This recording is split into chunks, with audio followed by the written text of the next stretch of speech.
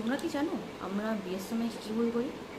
ভুল করি অনেক, সময় নষ্ট করি অনেক, কিন্তু সেটা রিয়েলাইজ করি বা বুঝতে পারি বিয়ের মিটে যাওয়ার পর। তো চলো, তোমরা দেখছো বিবিতু, আমি হলাম বাবলি। আজকে বিয়ের সময় কী ভুল করি সেই নিয়ে আলোচনা করব। মেয়েদের বিয়ে নিয়ে অনেক ইচ্ছা থাকে, যেমন তার মধ্যে বড় ইচ্ছা হলো বিয়ের কোণে কী পরবে, মানে তার বেনারসি কেমন হবে। যেহেতু আমরা এখনকার সোশ্যাল মিডিয়ার দুনিয়াতে অনেক কিছুই, অনেক ইনফ্লুয়েন্সার, ইউটিউবার, অ্যাক্ট্রেসদের বেনারসি দেখে থাকি, তো তাদের বেনারসি দেখে আমাদের ইচ্ছা হয় যে আমরাও সেই ধরনের কোনো একটা বেনারসি, যেমন আমি করেছিলাম। আমিও প্রচুর খুঁজেছি, আমার একটা ইউটিউবের বেনারসি খুব পছন্দ ছিল। তো এখন মনে করি কেন করেছিলাম। তোমরা যেন ভুল করো না। যদি তোমাদের কোনো ইউটিউবারের বেনারসি পছন্দ হয়, তাহলে তোমরা কী করবে? তোমরা মনে করো অবশ্যই তাকে সেভ করবে বা স্ক্রিনশট নেবে। এখনকার দোকানে বুটিকে, বেশিরভাগ বুটিকেই যেরকম ডিজাইন দিচ্ছ তো সেরকমই ডিজাইন রেডি করে দিচ্ছে। তো তুমি সময় বাঁচানোর জন্য সেই কী কালার, আমার দোকানে কী করি, কী কালার নেবো, কী ডিজাইন নেবো, হয়তো মনে মনে এঁকে আসে। বাট দোকানে ঢোকার পর যখন অনেক বেনারসি দেখায়, তখন আমার কনফিউজ হয়ে যায় যে কী নেবো। যেমন আমিও হয়েছিলাম, প্রচুর কনফিউজ হয়ে গেছিলাম। আমি লাল নেবো বলেছিলাম, বাট লাল তো অনেক রকম কালার আছে, লাল তো একটা কালার নয়। তো প্রচুর বেনারসি অর্ডার করেছিলাম, আমি মানে কনফিউজ হয়ে গেছিলাম। তো তাই না, তোমাদেরও সাজেস্ট করবো তোমরা কী কালার নেবে, কী ডিজাইন নেবে, যেটা পছন্দ হয় সেটা স্ক্রিনশট বা সেভ করে নাও। সেভ করে নিয়ে দোকানদারকে দেখাও, তারা তার অ্যাকর্ডিং তোমাকে জিনিস দেখাবে, তো তোমাদের পছন্দ করতে সুবিধা হবে। আর জুয়েলারি, কতখানি শব্দটা বলো তো, তেমন কিনতে প্রচুর খরচা ফটো। তোমরা জুয়েলারি কিনতে গেলে কী করো বলো? আমার তো প্রচুর মেস ফিল হয় জুয়েলারি কী করে পছন্দ করি। এমনি আমার দোকানে গেলে মেস ফিল হয়, অনেক কিছু যদি আইটেমস বের করে দেখায়, তো যেটা শাড়ি বলে, জুয়েলারি বলে, আমি কোনটা সেটা কোন পছন্দ করবো বুঝতে পারি না। এখনকার গোল্ড জুয়েলারি দেখে সাধারণত বোঝা যায় না যেটা রিয়েল না ফেক। তো আমি তোমাদের সাজেস্ট করবো, সেটা হাই রেঞ্জ বা লো রেঞ্জ হোক, বোঝা তো যায় না। তো তোমার সাজেস্ট করবো যে জুয়েলারি যতটা পারো কম কেনার চেষ্টা করো, কারণ রিয়েল গোল্ড তো তোমরা বিয়েতে নেবে। যদি সাজাতে ইচ্ছা হয়, বিয়েতে দেখবে অত মেকআপ করার পর হেভি অনেক জুয়েলারি পরলে অতটা খাস লাগে না। যদি যেমন রিয়েল গোল্ড যদি তোমাকে দেয় তোমার ফাদার, তাহলে তুমি এটা ইউজ করতে পারো।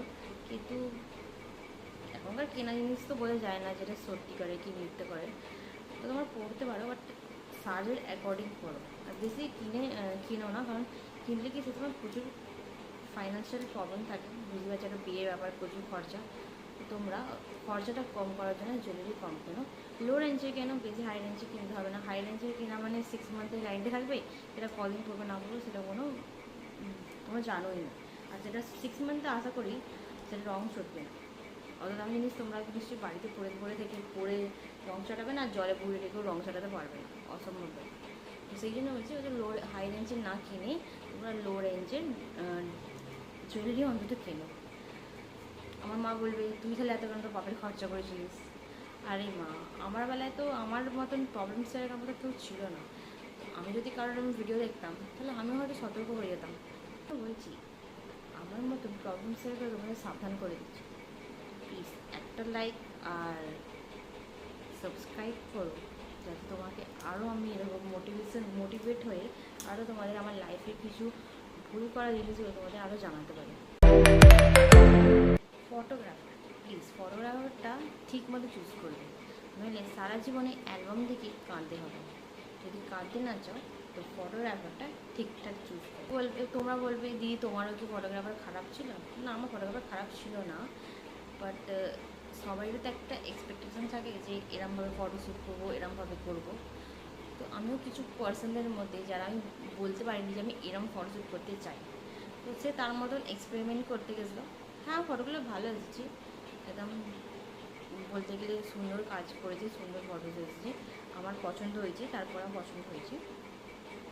তো তোমাদের যদি মনে কোনো ফটোশ্যুটের ব্যাপার থাকে যে এরম ফটোশ্যুট করবো, তো তোমরা প্লিজ বলো, যেন সেই কারণ অনেকে কী হয়, অনেকের ক্ষেত্রে দেখেছি তারা প্রথমে কিছু বলে না, শেষে যখন ফটো অ্যালবাম আসে দেখার পর বলে এই ফটোটা এরম হতে পারতো, ওই ফটোটা ওরম হতে পারতো। কিন্তু না, এটা ফটোগ্রাফারের দোষ না। ও যেরম ওর স্টাইলিং পোজ জানে করেছে। সবার কাছে যে একই রকম করবে সেটা কোনো কথা না, যেটার আলাদা আলাদা স্পেশালিটি আছে। তোমরা বলো যে আমি এরকম ফটো শ্যুট করতে চাই বা এরকম ফটো তুলতে চাই, তো তারা সেই অ্যাকর্ডিং ফটো তুলবে।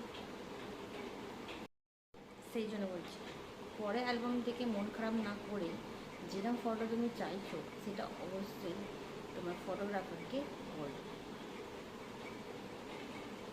নইলে সারা জীবন অ্যালবাম দেখাতে হবে, মন খারাপ করতে হবে যে এই ফটোটা হয়তো এরম হতে পারতো।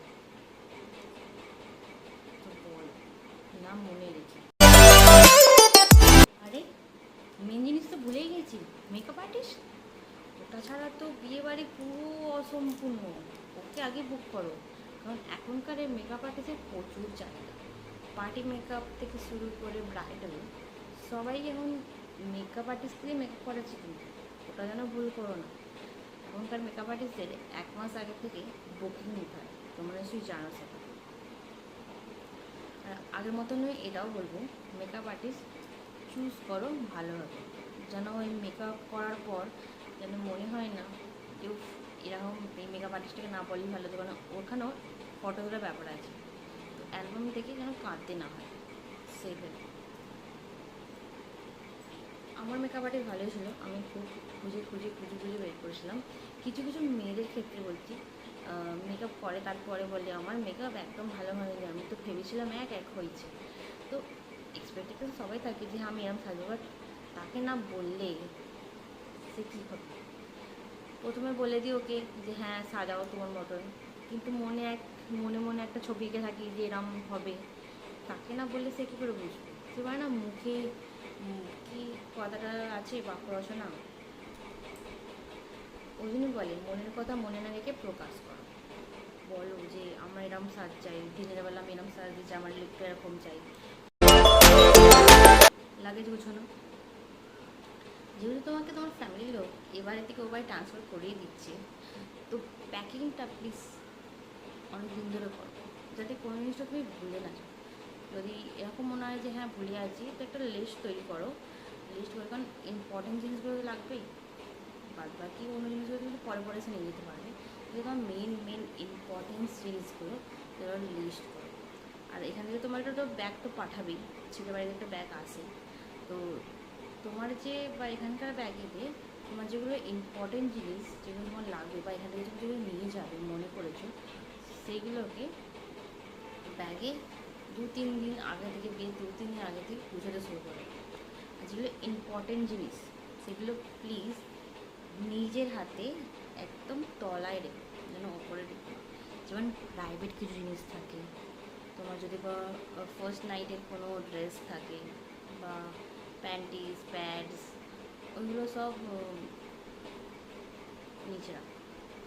ভালো কথা বলি, কারণ আমার সাথে একটা ভালো রকমের এম্বারাসিং সিচুয়েশান আমার ক্রিয়েট হয়েছিল আমার বিয়ের সময়।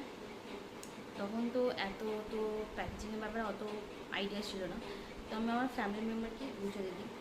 তো তারা না জেনে আমার সব যেগুলো আমার প্রাইভেট পার্টের জিনিসগুলো সব আমার ব্যাগের ওপরে দিয়ে দেয়। তো লিটারলি জানো সবাই যে বিয়েতে নতুন বাড়িতে আসার পর কেউ তো তোমাকে একা ছেড়ে দেয় না, যে নিজে নিজে রেডি হও, নিজে নিজে সাজো। তখন তোমার ননদেরা বা মামি শাশুড়িরা মা শাশুড়িরা কেউ না থাকে, বা যাদের বাড়ি যেরকম ফ্রেন্ডলি ব্যাপার থাকে তো তাদের বাড়ি সেরকম থাকে। আমার যেমন বাড়িতে খুব ফ্রেন্ডলি ব্যাপার ছিল, কারণ আমি যেহেতু আমার লাভ ম্যারেজ, তো আমি সবাইকে চিনতাম। তো আমার মামি শাশুড়িরা আমার মা শাশুড়িরা সবাই আমার সাথে আমার ঘরে ছিল, আমি শাড়ি পরবো বলে। তো ওনারাই আমার ব্যাগ থেকে সব বার করে দিয়েছিলেন। তো সেই মুহূর্তে আমার প্রাইভেট পার্টের জিনিস সব ওরা বার করে, আর তেমনি আর কি ঠাট্টা করে, হাসি ঠাট্টা করে, তো সেটা আমি বের করে হাসি ঠাট্টা করছিলো। তো সেখানে একটু এম্বারেজিং ফিল হয়েছিল, মানে একটু মুভমেন্ট, মানে নতুন একটা জায়গায় এসে একটা হাসির পাত্র হয়েছিলাম। তো কিছু না, প্রথম দিন এসে একটা নতুন নিউ জায়গায় এসে একটু লোকে হাসিয়ে দিলাম। তাও যেহেতু আমি ওই সিচুয়েশানে পড়েছি, একটু তো অকওয়ার্ড আমারও লেগেছিলো। যাতে তোমরা না সেই সিচুয়েশানে পড়ো তাই জন্য অ্যালার্ট করছি। প্যাড তো মাস্ট বি নিয়ে রাখো, কারণ নতুন জায়গায় ওখানে দোকান আছে কি না, তোমার হাজব্যান্ড সবসময় তোমার পাশে থাকবে কি না, কারণ যেহেতু হাজব্যান্ড সবসময় থাকবে না, সেই সময় দুটো দিন তোমার সাথে তোমার ননদেরা বা ভাই বা ভাইজিরা তো থাকবে, তো ওই জন্য বলছি সবসময় প্যাড সবসময় বড়ো করে, যেহেতু নতুন জায়গায় যাচ্ছ। দ্যাটস ইট, এটাই বলবো, প্যাকেজিংয়ে এটাই করবে প্লিজ। লাগেজটা অন্তত তোমার নিজের হাতে গুছোবে, তবে তুমি যখন তোমার নিজের জিনিস তুমি পাবে। কেউ যদি গুছিয়ে দেয় তাকে ফোন করে করে বারবার জিজ্ঞাসা করতে হয়। আমার বেলা তো আমি এরকম হয়েছিল, কারণ আমি অনেক কিছু জিনিস পাচ্ছিলাম না বলে আমাকে ফোন করে করে বাড়িতে জিজ্ঞাসা হচ্ছিলো যে ওই জিনিসটা কোথায় রেখেছো, ওই জিনিসটা এখানে রেখেছো কি না।